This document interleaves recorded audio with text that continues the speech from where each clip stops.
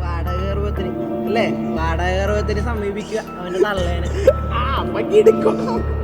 ഞങ്ങളെ സമീപിക്കണ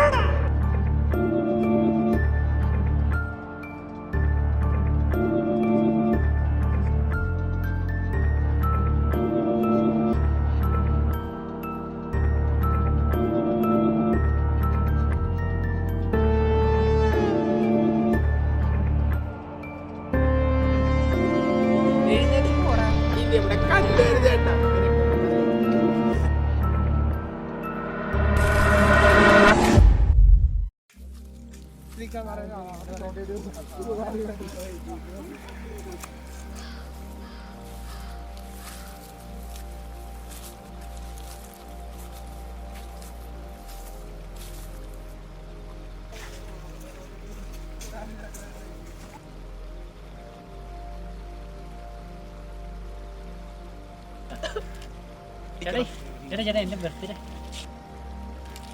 എന്റെ ബർത്ത്ഡേ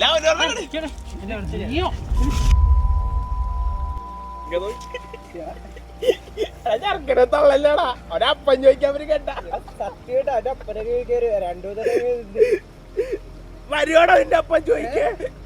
നിന്റെ അപ്പൻ കളിയാക്കല്ലേ ഇല്ലെങ്കിൽ ആര് വരുന്നുണ്ട്? ഒന്നുമില്ല, മുട്ടായിട്ട് തന്നെ നമുക്ക്. മുട്ടായി അവന്റെ വിട്ട് അവന് എറിഞ്ഞു കൊടുക്കണം. ആര് വാങ്ങിച്ചു തന്നെയാണ് അമ്മ വാങ്ങിച്ചു തന്നെയാണോ മോനെ മുട്ടായി? അപ്പം വാങ്ങിച്ചു കൊടുത്തേണ്. അപ്പനാ മോനെ അമ്മയുടെ പേര് പറ. 6 പറയോടാ?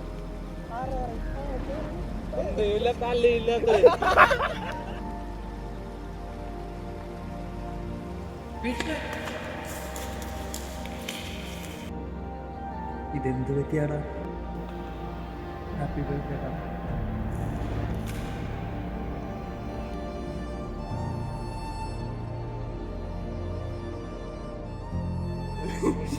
ഇവരൊക്കെ എന്ത് പറയാനാണ്?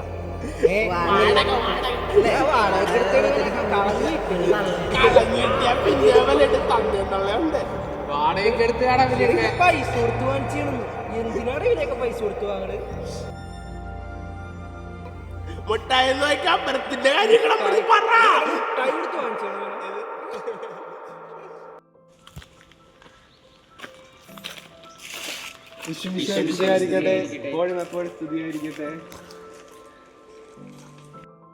സാറേ, കഴിഞ്ഞ ക്ലാസ്സിൽ വിവാഹത്തെ പറ്റിയല്ലേ പറഞ്ഞത്?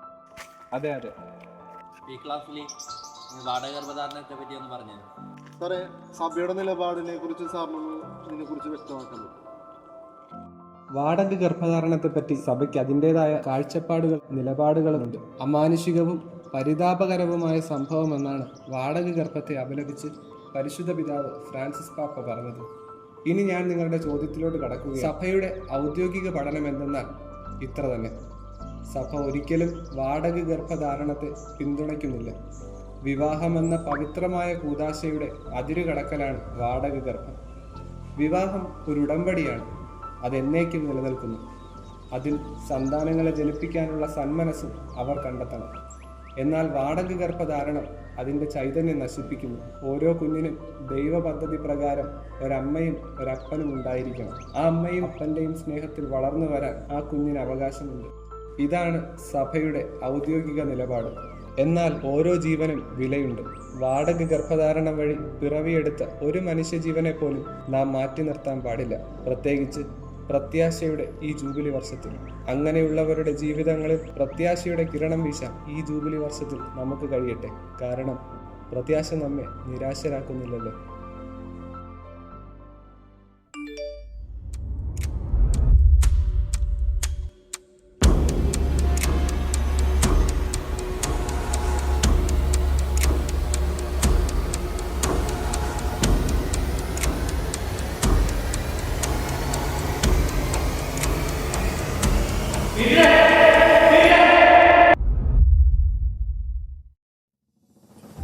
എല്ലാം നഷ്ടപ്പെട്ടെന്ന് കരുതുമ്പോൾ, ജീവിക്കാൻ വേണ്ടി ഒന്നുമില്ല എന്ന് നനച്ചിരിക്കുമ്പോൾ, ചില വാക്കുകളുടെ രൂപത്തിൽ ദൈവം കടന്നു വരും.